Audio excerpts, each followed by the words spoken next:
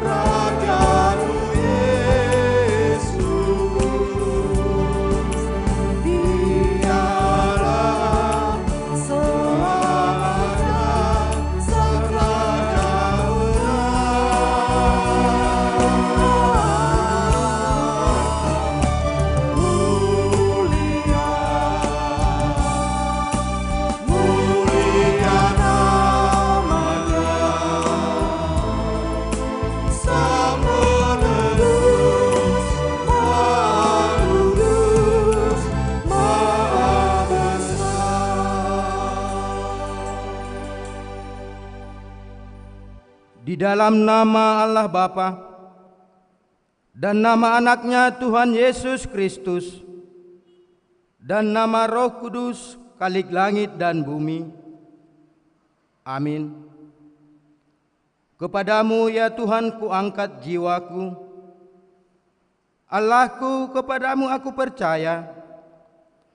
Janganlah kiranya aku mendapat malu. Janganlah musuh-musuhku beria-ria atas aku. Ya, semua orang berbuat khianat dengan tidak ada alasannya. Beritahukanlah jalan-jalanmu kepadaku, ya Tuhan. Tunjukkanlah itu kepadaku. Bawalah aku berjalan dalam kebenaran-Mu. Dan ajarlah aku, sebab Engkaulah Allah yang menyelamatkan aku. Engkau ku nanti-nantikan sepanjang hari. Haleluya. Haleluya. Haleluya. Haleluya.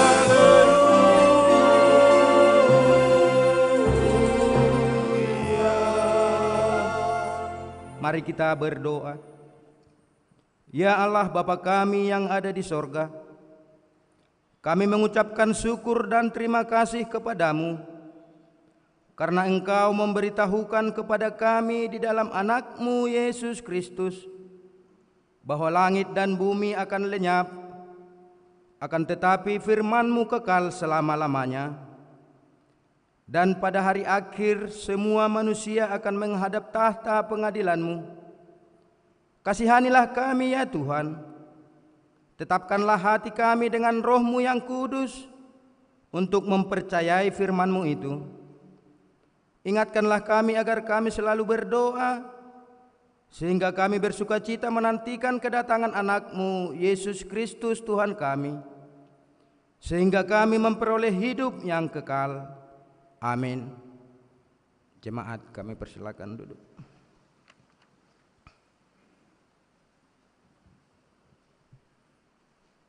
Kita bernyanyi dari Kidung Jemaat nomor 138 ayat 1 sampai dengan ayat yang kedua.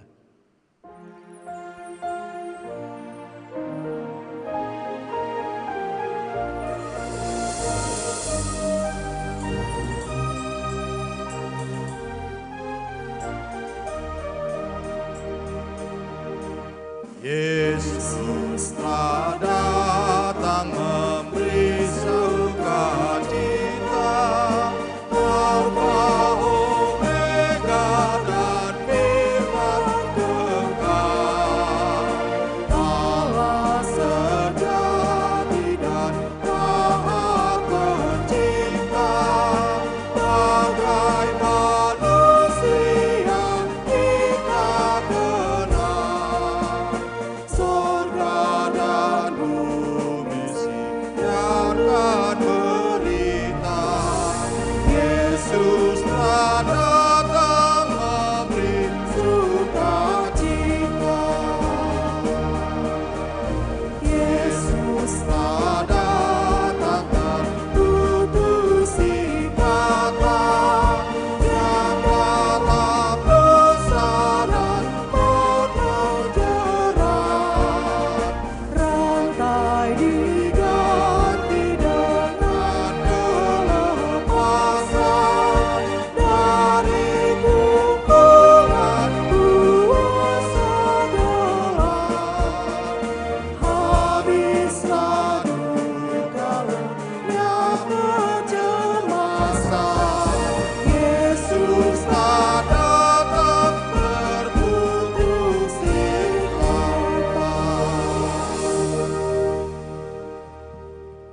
Jemaat Tuhan yang terkasih, marilah kita mendengarkan firman Tuhan sebagai pendahuluan khotbah pada Minggu Advent yang kedua hari ini, yang tertulis di dalam kitab Wahyu pasal yang ke-19, dimulai dari ayat yang ke-6 sampai dengan ayat yang ke-10. Mari kita baca secara bergantian. Perjamuan kawin anak domba. Lalu aku mendengar seperti suara himpunan besar orang banyak, seperti desau air bah, dan seperti deru guruh yang hebat. Katanya, haleluya, karena Tuhan Allah kita yang Maha Kuasa telah menjadi Raja. Marilah kita bersukacita dan bersorak-sorai dan memuliakan Dia, karena hari perkawinan anak domba telah tiba dan pengantinnya telah siap sedia. Dan kepadanya dikaruniakan supaya memakai kain lenan halus yang berkilau-kilauan dan yang putih bersih. Lenan halus itu adalah perbuatan-perbuatan yang benar dari orang-orang kudus. Lalu Ia berkata kepadaku, tuliskanlah, berbahagialah mereka yang diundang ke perjamuan kawin anak domba. Katanya lagi kepadaku, perkataan ini adalah benar, perkataan-perkataan dari Allah. Ayat 10 kita baca bersama-sama. Maka tersungkurlah aku di depan kakinya untuk menyembah Dia. Tetapi Ia berkata kepadaku, janganlah berbuat demikian. Aku adalah hamba, sama dengan engkau dan saudara-saudaramu yang memiliki kesaksian Yesus. Sembahlah Allah, karena kesaksian Yesus adalah roh nubuat. Demikianlah pembacaan firman Tuhan. Berbahagialah setiap orang yang mendengar firman Allah, yang menghayati serta mengamalkannya. Amin. Kita bernyanyi dari Kidung Jemaat nomor 106 ayat 3 sampai dengan ayat yang keempat.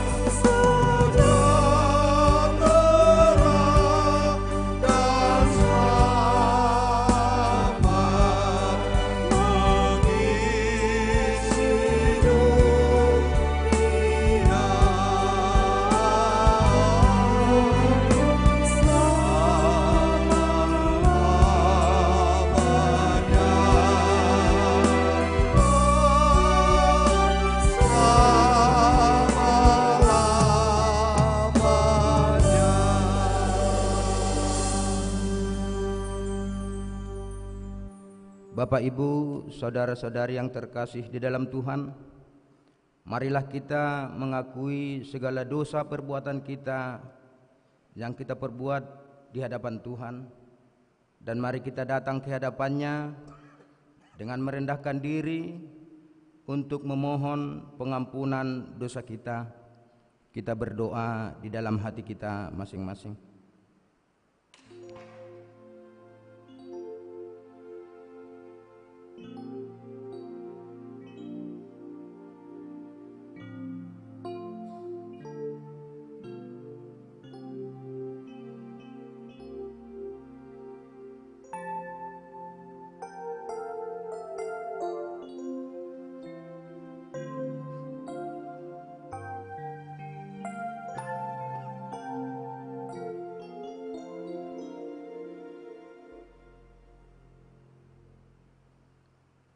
Bapa kami yang di sorga, di dalam nama Yesus Kristus Tuhan kami, Engkaulah Tuhan yang Maha Kuasa, Khalik langit dan bumi, dan sumber segala kebenaran dan keadilan untuk menghakimi umat manusia. Kami datang bersembah sujud di hadapan-Mu untuk menyesali dosa dan kejahatan kami, karena perbuatan dan pikiran kami yang melanggar hukum-Mu. Kami senantiasa menuruti godaan setan, hawa nafsu, dan tabiat kami yang jahat itu. Sepantasnya lah kami menerima ganjaran sesuai dengan kejahatan kami. Tetapi kami telah sadar akan kejahatan kami, sehingga kami datang ke hadapan-Mu untuk menyerahkan diri dan menyesali segala dosa kami. Tolong dan kasihanilah kami, ampunilah segala dosa dan kesesatan kami, dan suruhlah Roh-Mu yang kudus itu untuk menerangi pikiran dan jiwa kami, supaya kami dapat berbuat baik dan mematuhi segala kehendak-Mu di dalam kebenaran, sehingga kami beroleh hidup yang kekal di dalam pengasihan Tuhan Yesus Kristus Tuhan kami. Amin. Janji Tuhan tentang pengampunan dosa. Tuhan adalah penyayang dan pengasih, panjang sabar dan berlimpah-limpah kasih setianya. Tidak dilakukannya kepada kita setimpal dengan kesalahan kita. Seperti bapa sayang kepada anak-anaknya, demikianlah Tuhan sayang kepada orang yang takut akan Dia. Segala kemuliaan bagi Allah di tempat yang maha tinggi. Amin.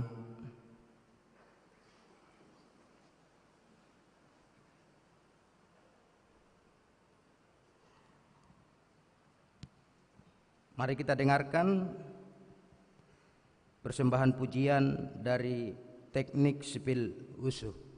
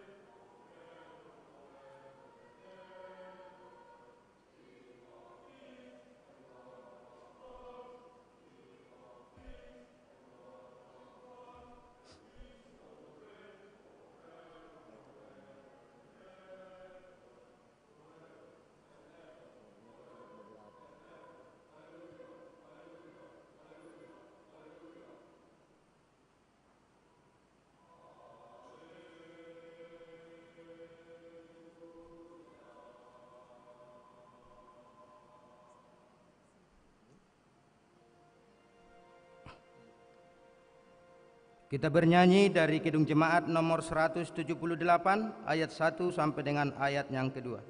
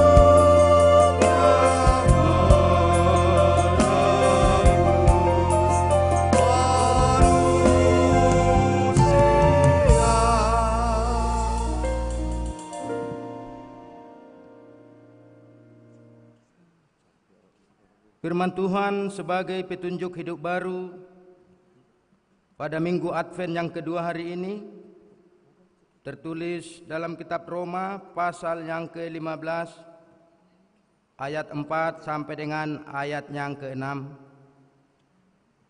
Demikian bunyi firman Tuhan. Sebab segala sesuatu yang ditulis dahulu telah ditulis untuk menjadi pelajaran bagi kita, supaya kita teguh berpegang pada pengharapan oleh ketekunan dan penghiburan dari kitab suci. Semoga Allah yang adalah sumber ketekunan dan penghiburan mengaruniakan kerukunan kepada kamu sesuai dengan kehendak Kristus Yesus, sehingga dengan satu hati dan satu suara kamu memuliakan Allah dan Bapa Tuhan kita Yesus Kristus. Demikian petunjuk hidup baru. Marilah kita sama-sama memohon kekuatan daripada Tuhan kita. Ya Allah Bapa kami, berilah kami kekuatan untuk melakukan yang sesuai dengan firman-Mu. Amin. Kita bernyanyi dari Kidung Jemaat nomor 247 ayat 1 sampai dengan ayat yang kedua.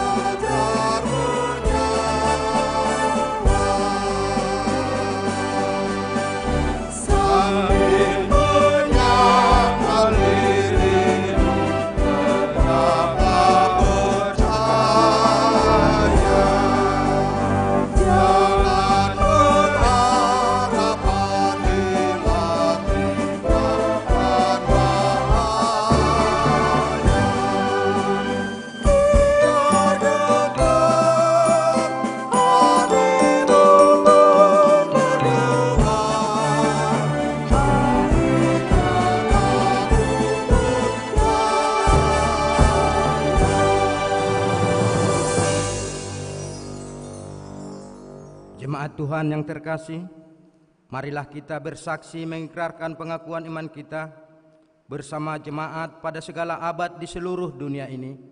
Mari kita sama-sama mengucapkannya. Aku percaya kepada Allah Bapa, yang Maha Kuasa Khalik langit dan bumi. Aku percaya kepada Yesus Kristus, Anaknya yang tunggal Tuhan kita, yang dikandung daripada Roh Kudus, lahir dari anak darah Maria, yang menderita di bawah pemerintahan Pontius Pilatus, disalibkan, mati dan dikuburkan, turun ke dalam kerajaan maut, pada hari yang ketiga, bangkit pula dari antara orang mati, naik ke sorga, duduk di sebelah kanan Allah Bapa yang Maha Kuasa, dan akan datang dari sana untuk menghakimi orang yang hidup dan yang mati. Aku percaya kepada Roh Kudus, gereja yang kudus dan am, persekutuan orang kudus, pengampunan dosa, kebangkitan daging, dan hidup yang kekal. Amin.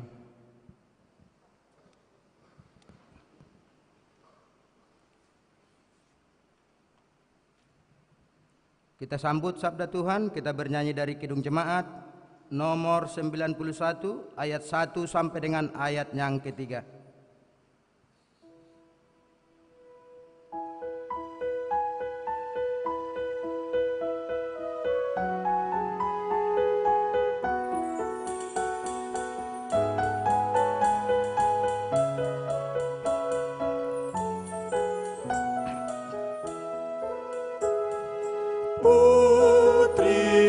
Sion, nyanyilah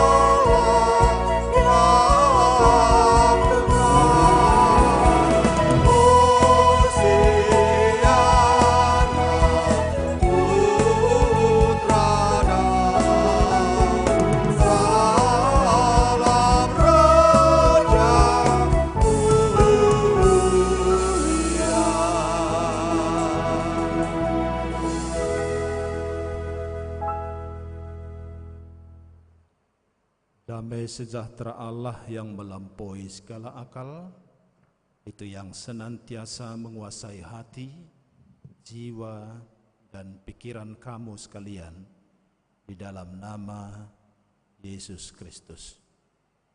Amin. Shalom untuk kita semuanya. Di Advent yang kedua ini, tema minggu kita menyambut Raja yang adil dan jaya. Dasar khotbah kita dari Zakaria 9 ayat 9 sampai ayat 10. Saya akan bacakan teks ini, nanti ayat 10 kita membacanya bersama-sama. Saya akan mulai. Bersorak-soraklah dengan nyaring, hai putri Sion. Bersorak-sorailah, hai putri Jerusalem. Lihat, rajamu datang kepadamu. Ia adil dan jaya. Ia lemah lembut dan mengendarai seekor keledai beban yang muda. Ayat 10 kita baca bersama. Ia akan melenyapkan kereta-kereta dari Efraim dan kuda-kuda dari Jerusalem.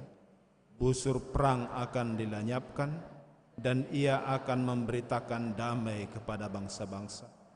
Wilayah kekuasaannya akan terbentang dari laut sampai ke laut, dan dari sungai Efrat sampai ke ujung-ujung bumi. Sampai demikian. Pertama-tama, selamat Advent kedua untuk kita semuanya. Kita akan rayakan Advent sebanyak 4 kali. Tujuannya adalah mengingatkan kita supaya kita selalu memandang kepada Dia, Kristus yang datang. Dunia kita ini atau lingkungan sekitar kita sering sekali digambarkan sebagai arena pergulatan, arena pertarungan hidup. Banyak tantangan, banyak godaan, juga banyak permainan di dalamnya. Yang mungkin di dalam pertarungan hidup ini ada yang membuat kita kecewa, ada yang membuat kita sedih, menangis, karena mungkin dalam pertarungan ini kita mengalami kekalahan, mengalami kegagalan, ditinggalkan, difitnah, ditekan, atau mungkin ditindas. Dalam semuanya itu, Advent ini mengingatkan kita supaya kita selalu memandang ke atas, bahwa Dia pasti akan segera bertindak. Karena itu rindukanlah kedatangannya. Jangan takut, jangan menolaknya, jangan benci dengan kedatangannya. Karena Dia datang bukan untuk mereka, tapi Dia datang untuk kita, untuk memenuhi janji-janji atau memenuhi harapan-harapan yang telah diberinya kepada kita. Khotbah kita hari ini dari perkataan Nabi Zakaria, yang Nabi ini sezaman dengan Nabi Hagai di tahun-tahun pertama peralihan kekuasaan dari Babel ke Persia, kisaran tahun 520 sampai 510 sebelum Masehi. Tapi spesial hari ini kita tidak membicarakan peralihan itu, tapi kita khusus membicarakan tentang kedatangan Mesias. Gagasan kedatangan Mesias bermula dari nubuatan Nabi Nathan kepada Daud yang mengatakan bahwa Allah akan membangkitkan seorang raja dari keturunan Daud, dan Allah akan mengokohkan kerajaannya sampai selama-lamanya, dan dia akan disebut anak Allah, dan Allah adalah Bapanya. Semula orang Israel memaknai Mesias pengharapan ini adalah Mesias rohani. Tapi berhubung karena kondisi mereka terus-menerus dijajah oleh bangsa-bangsa lain sejak tahun 780 sebelum Masehi, maka pengharapan mereka berubah menjadi Mesias politik. Pengharapan mereka akan kedatangan seorang tokoh politik yang memiliki kekuatan dan kekuasaan dari Allah. Misalnya seperti Simpson dan Gideon. Pengharapan ini semakin lama semakin besar, dan akhirnya itulah yang terpatri di dalam diri mereka. Sebenarnya Nabi Yesaya sekitar tahun 760 sampai 720 tahun, 40 tahun sebelum Masehi telah berkali-kali menubuatkan bahwa yang akan tampil adalah Mesias rohani yang akan membebaskan manusia dari kegelapan dan menuntunnya kepada terang hidup. Bahkan Yesaya pada pasal 53 sudah menunjukkan tanda atau ciri atau profil dari Mesias itu. Dia menunjukkan di situ cara penebusannya adalah dengan mengorbankan dirinya, menyerahkan dirinya. Tetapi Israel oleh karena tekanan-tekanan penjajahan tetap menantikan Mesias politik. Nah, sekarang dalam khotbah ini Zakaria ingin menguatkan nubuatan Yesaya itu, bahwa ciri dan profil kepemimpinan Mesias adalah dia akan datang sebagai raja yang adil dan jaya, seorang yang lemah lembut. Dia akan melenyapkan perang dan memberitakan damai kepada bangsa-bangsa, sehingga hubungan antara bangsa-bangsa bukan lagi untuk saling membinasakan, bukan saling menyerang, bukan saling membunuh, bukan lagi saling menaklukkan dan saling menguasai, melainkan dibuka hubungan perdamaian antar bangsa, hubungan perdamaian dengan sesama, hubungan persahabatan antar bangsa-bangsa, saling membantu dan saling kerjasama dalam menopang kehidupan dunia atau bangsa-bangsa. Sekarang kita bertanya, siapakah raja yang adil, yang lemah lembut, yang dinubuatkan oleh Nabi Nathan, Yesaya, dan Zakaria ini? Saya mengambil satu kesaksian dari Injil Matius. Ketika dia menceritakan ketika Yesus masuk ke dalam Yerusalem mengendarai seekor keledai. Maka Matius menuliskan di situ bahwa hal ini terjadi supaya genaplah firman yang disampaikan oleh Nabi Zakaria. Katakanlah kepada putri Sion, lihat rajamu datang kepadamu. Ia lemah lembut dan mengendarai seekor keledai beban yang mudah. Jadi di sini dengan jelas dalam Injil Matius ini nama raja atau Mesias pengharapan itu disebutkan dengan jelas, namanya adalah Yesus Kristus. Dialah yang akan menghentikan peperangan dan akan memberitakan damai sejahtera di bumi. Ada beberapa kata yang ditonjolkan dalam ayat khotbah ini yang menjadi pesan-pesan, ya mungkin jadi pesan-pesan penting bagi kita. Yang pertama, penggunaan keledai sebagai kendaraan Mesias memasuki Yerusalem, di mana Injil mengatakan bahwa di Yerusalem dia akan ditinggikan sebagai raja yang tersalib di bukit Golgota.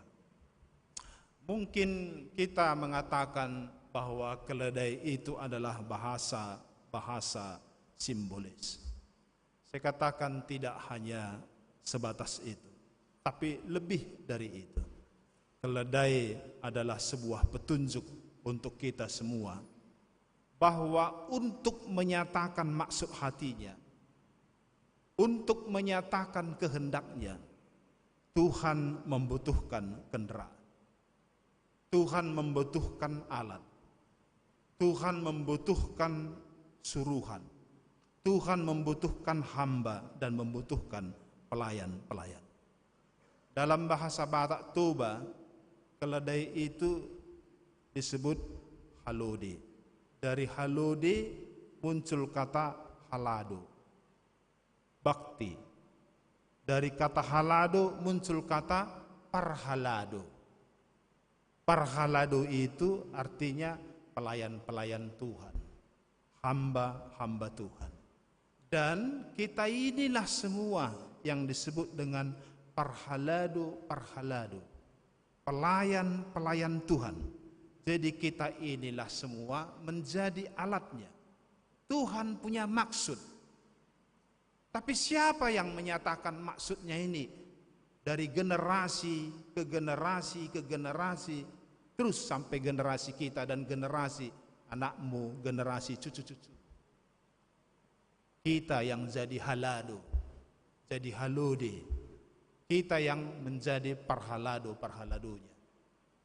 Kita menjadi alat-alat Tuhan untuk meneruskan maksud Tuhan ini, supaya terjadi perang dihentikan dan damai ditegakkan di bumi ini.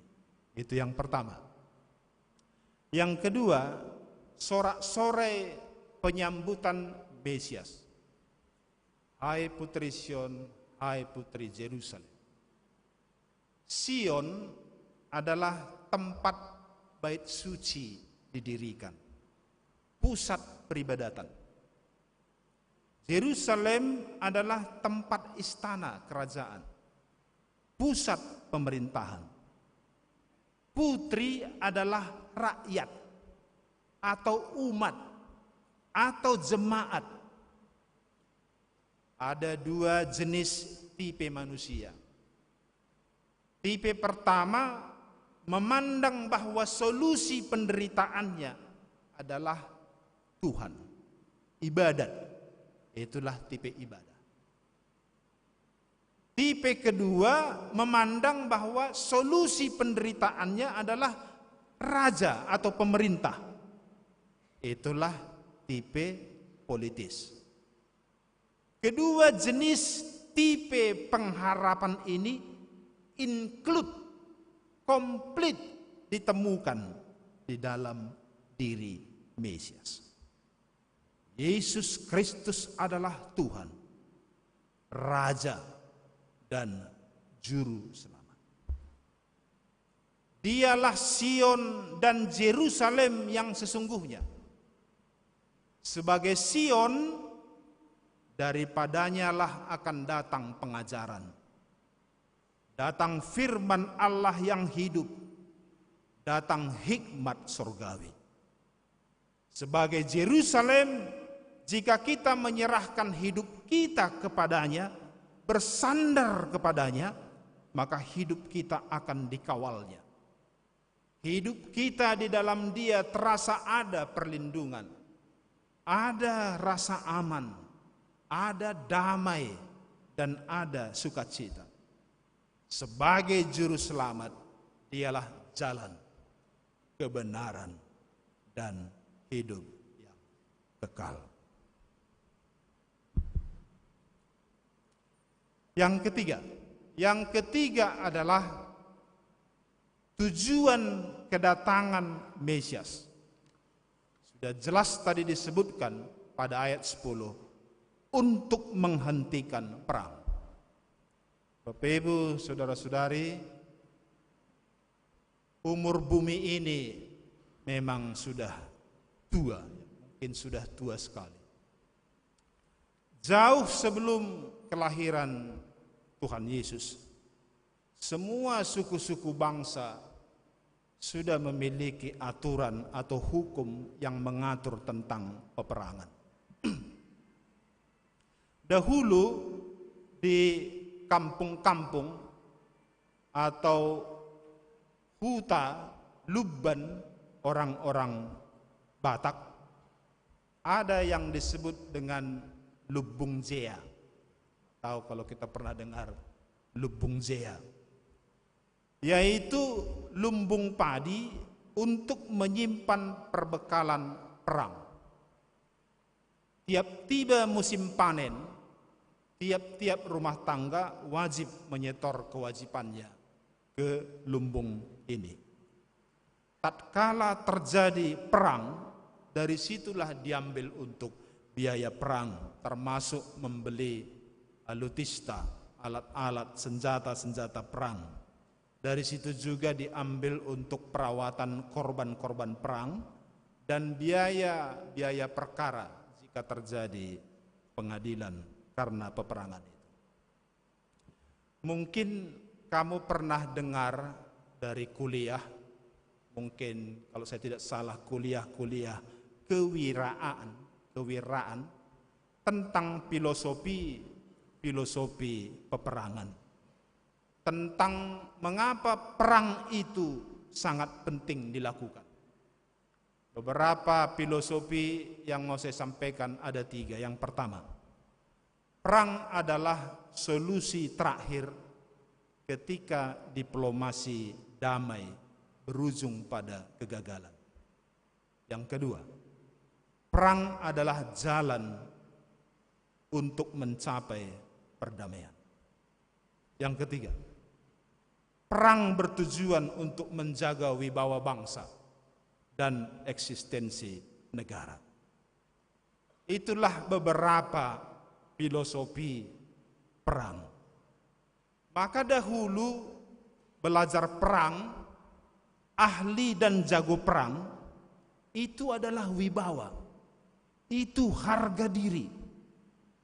Dan peranglah cara satu bangsa untuk menunjukkan kebesarannya, menunjukkan wibawa dan eksistensinya. Maka dahulu semua negara bernafsu untuk memiliki bangsa jajahan. Sebelum Perang Dunia Pertama, semua negara membentuk institusi atau lembaga yang mengurusi perang, yang namanya disebut Departemen Perang. Bagaimana strategi dan teknik yang paling jitu untuk membunuh, menaklukkan dan menguasai satu bangsa, itulah yang dipelajari di sana. Tapi ternyata filosofi perang ini tidak hanya berhenti di Departemen Perang, tapi juga filosofi ini menular dan menjalar ke semua masyarakat, mulai dari kota sampai ke pelosok-pelosok kampung. Di mana-mana orang membentengi dirinya dengan keahlian berperang, keahlian berantem. Di mana-mana ada tempat-tempat latihan bela diri dengan berbagai-bagai jenisnya. Orang belajar mulai dari jurus monyet sampai dengan jurus ular, jurus mabok dan jurus pedang dipelajari. Bahkan ada juga yang belajar ilmu hitam sampai dengan begu ganjang. Ada pula teju marulak dan santet dan racun, dan lain sebagainya. Yang semuanya itu bertujuan untuk membentengi dirinya dan sekaligus menunjukkan bahwa dia jago, dia hebat, dia berwibawa, dia harus disegani dan ditakuti oleh sekelilingnya. Itulah racun filosofi perang itu. Ke tengah-tengah filosofi seperti itulah nubuatan Zakaria ini disampaikan, bahwa rajamu yang adil dan jaya datang untuk menghentikan perang dan mendirikan damai. Dan kita semua tahu bahwa ketika Yesus Kristus ada di tengah-tengah manusia, di tengah-tengah masyarakat yang menganut filosofi perang, dia katakan, kasihilah musuhmu. Disitulah Tuhan Yesus menjungkir balikkan filosofi dunia ini yang memandang keahlian dan kejagoan perang sebagai wibawa. Tapi Tuhan Yesus katakan, bukan itu wibawa, bukan itu kualitas hidup. Tuhan Yesus katakan, kasih dan pengampunan, itulah kualitas hidup yang tertinggi. Damai, kebahagiaan, sukacita, itu tidak akan pernah dicapai melalui perang. Jalan terbaik untuk beroleh damai, bahagia, dan sukacita adalah kelemah lembutan, yaitu mengasihi, mengampuni, damai.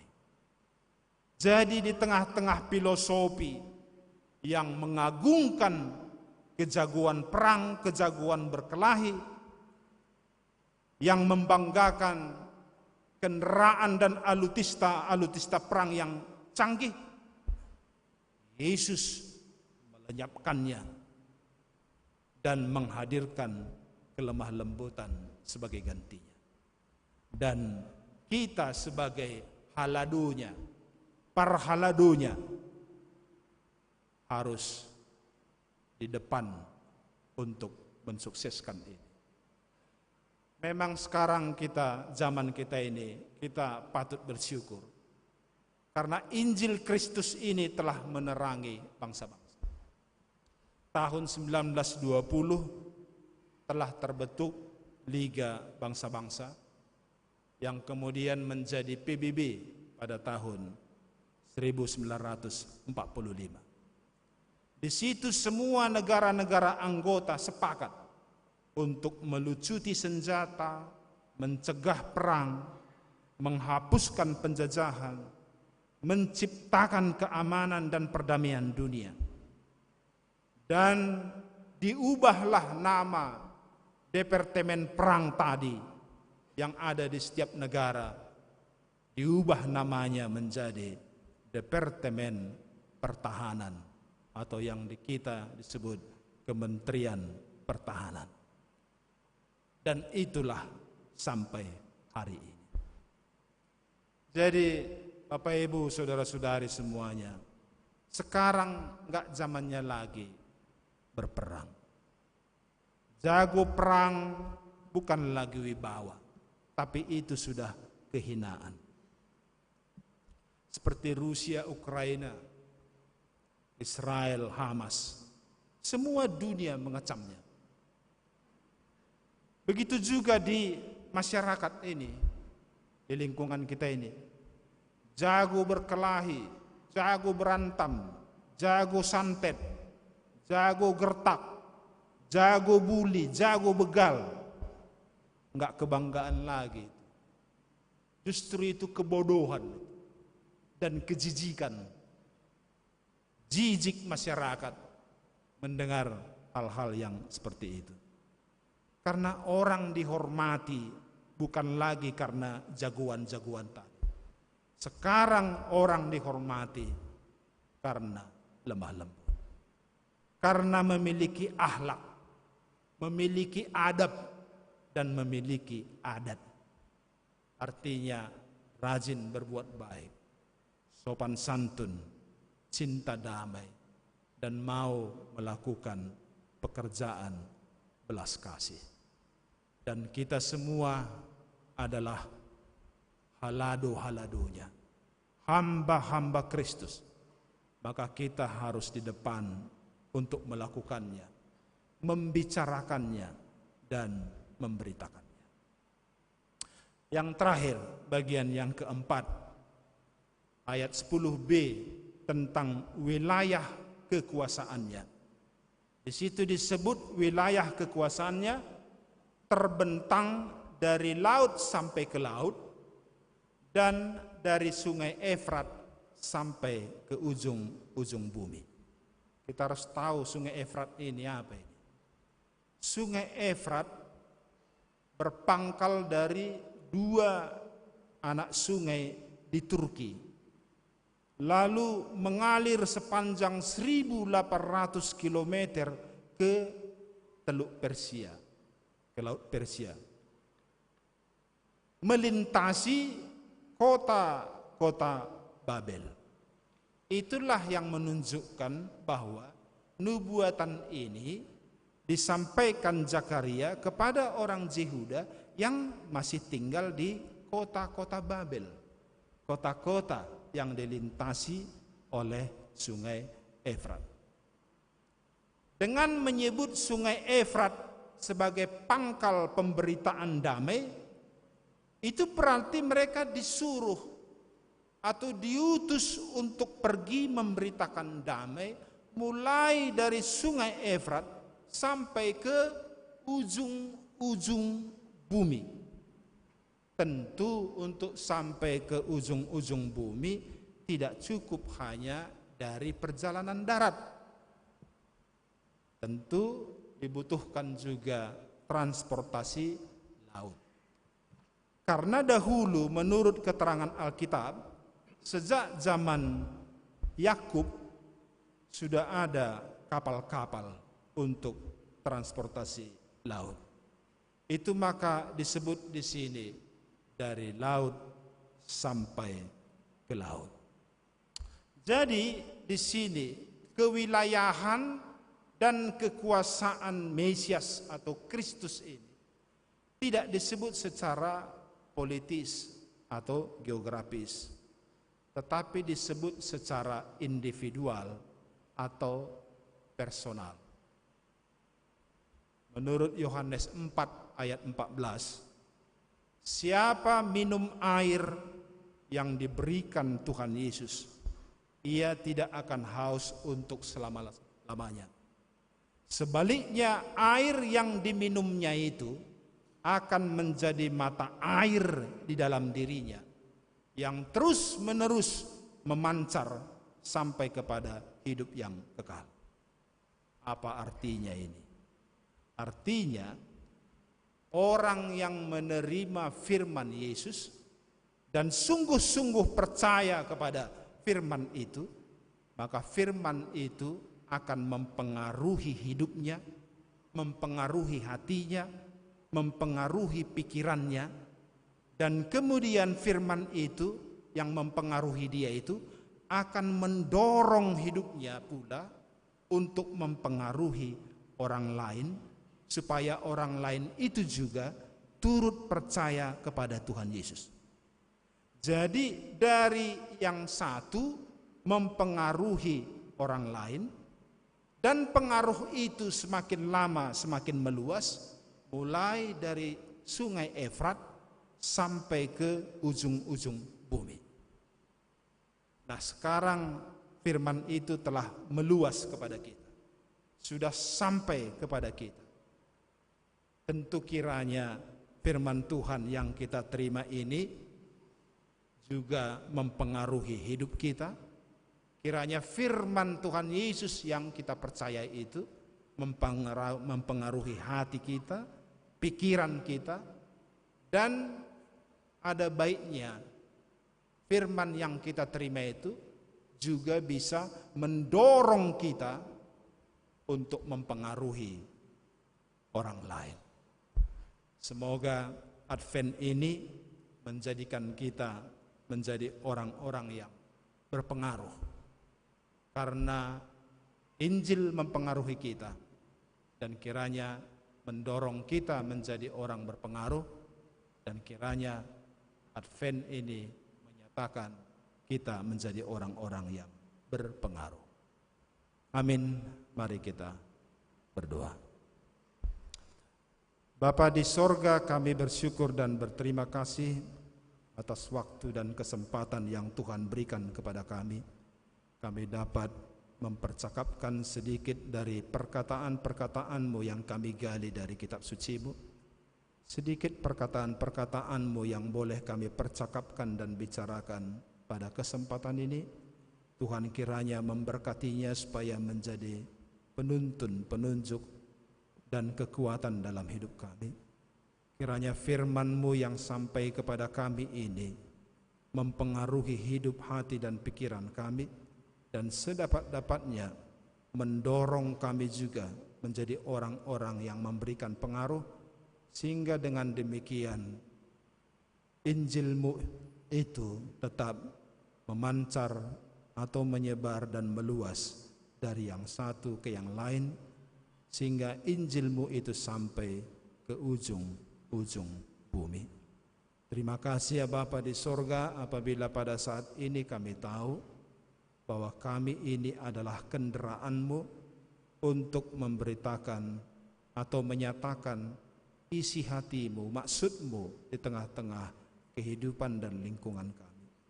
Tuhan, kami bersyukur dan berterima kasih atas perkenan-Mu memilih kami menjadi hamba-hamba-Mu. Tuhan, kiranya juga yang membantu dan menolong kami supaya kami bisa melakukan apa yang Tuhan percayakan kepada kami. Ya Bapa di sorga, tentu ada banyak pergumulan, tantangan dalam dunia perjalanan kehidupan kami pada saat ini. Semuanya kami serahkan kepadamu, hidup kami dan semua rencana kami. Tuhan kiranya yang menolong dan memberkati kami. Tuhan berkati juga keluarga kami, ayah, ibu, orang tua kami dimanapun berada. Juga memberkati anak-anak kami dimanapun berada. Memberkati juga suami, istri, mertua, dan keluarga kami. Juga menolong teman-teman kami atau keluarga kami yang pada saat ini sedang dalam keadaan lemah karena sakit penyakit. Tuhan kiranya yang menolong dan memberikan kesembuhan. Juga teman-teman kami yang sedang menghadapi pergumulan-pergumulan dan masalah-masalah, pada kesempatan ini kami ingat namanya, lalu kami sampaikan kepadamu. Tuhan kiranya yang menolong mereka juga. Sebentar lagi ya Bapa, kami akan kembali ke tempat kami, ke rumah kami, ke tempat kos kami, tempat kami tinggal. Tuhan kiranya yang menghantar tibakan kami dengan selamat dan sehat-sehat.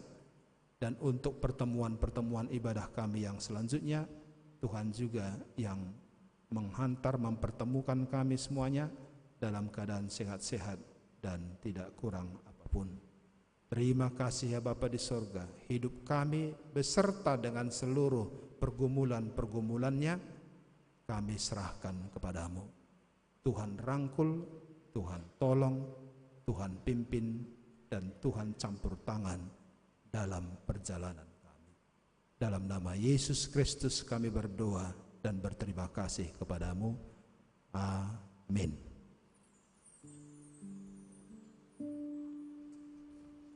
Kita bernyanyi dari mata acara 13.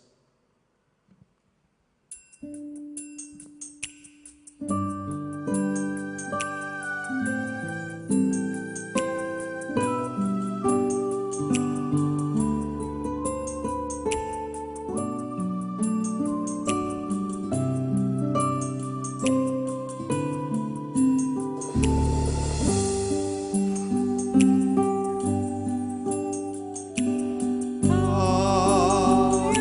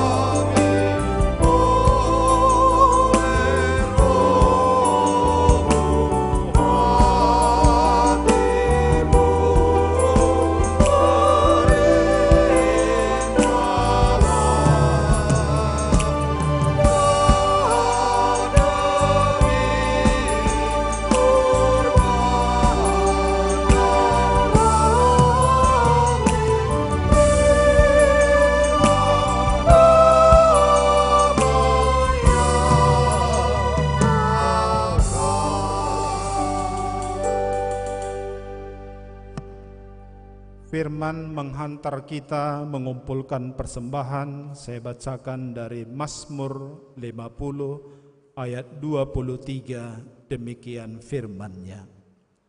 Siapa yang mempersembahkan syukur sebagai korban, ia memuliakan aku.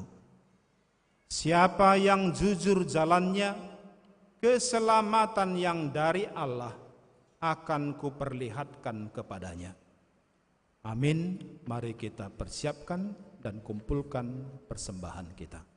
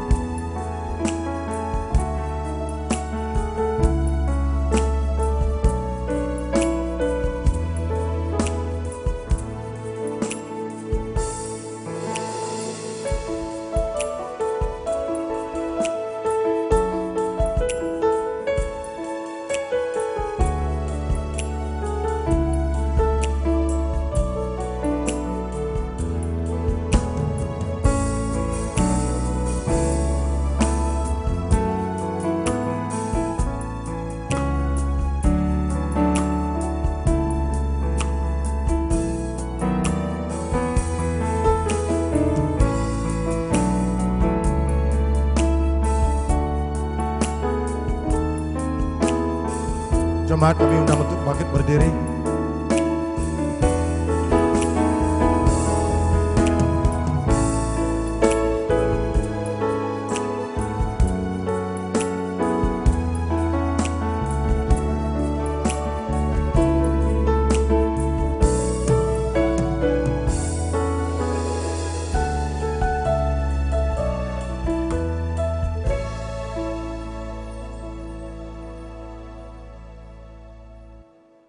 Marilah kita mendoakan persembahan kita berdoa. Ya Allah Bapa kami yang ada di sorga, kami mengaku dengan setulus hati, Engkaulah sumber segala berkat dan karunia di dalam hidup kami. Di sini kami mempersembahkan korban syukur kami kepadamu. Ya Tuhan, terimalah persembahan umat-Mu ini dan berkatilah supaya menjadi alat kesaksian, persekutuan, dan pelayanan jemaat-Mu ini. Jadikanlah hidup kami sebagai persembahan yang berkenan kepadamu, dan pakailah hidup kami untuk turut menghadirkan tanda-tanda kerajaan-Mu, kasih, keadilan, damai sejahtera, dan sukacita. Bukalah hati kami oleh Roh Kudus-Mu, agar kami senantiasa mengucapkan syukur kepadamu di dalam nama Yesus Kristus Tuhan kami. Amin. Persembahanmu dalam rumah Tuhan, dengan rela hatimu, janganlah jemu. Bawa persembahanmu, bawa dengan suka, bawa persembahanmu dan sukacitamu, bawa persembahanmu, ucaplah syukur. Bapa kami yang di sorga, dikuduskanlah namamu, datanglah kerajaan-Mu, jadilah kehendak-Mu di bumi seperti di sorga. Berikanlah kami pada hari ini makanan kami yang secukupnya, dan ampunilah kami akan kesalahan kami, seperti kami juga mengampuni orang yang bersalah kepada kami. Dan janganlah membawa kami ke dalam pencobaan, tetapi lepaskanlah kami daripada yang jahat.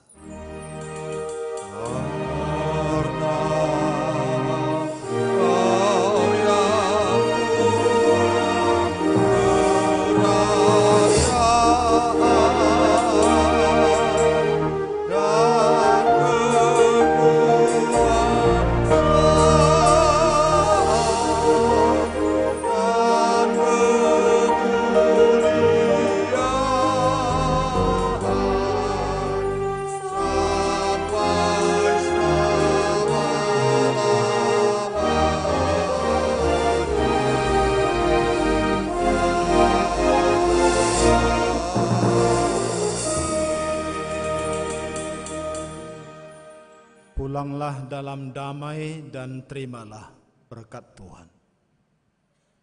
Tuhan memberkati engkau dan melindungi engkau.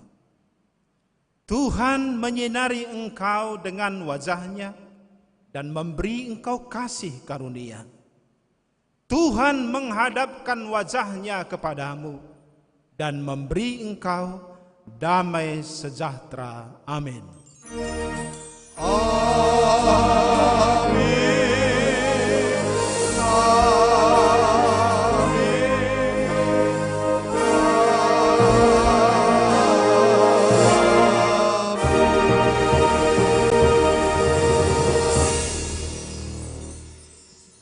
Selamat hari Minggu, selamat Advent untuk kita semuanya.